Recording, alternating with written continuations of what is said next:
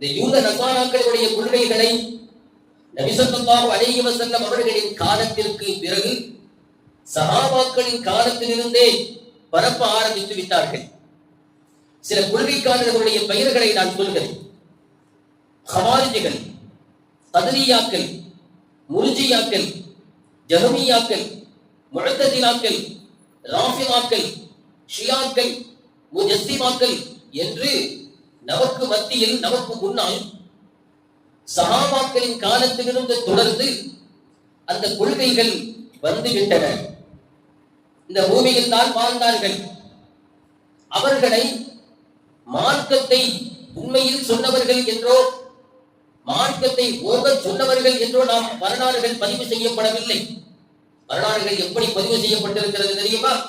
இவர்கள் எல்லாம் மோசமான வழிகேடர்கள் என்றுதான் வரலாறுகள் பதிவு செய்யப்பட்டிருக்கிறது.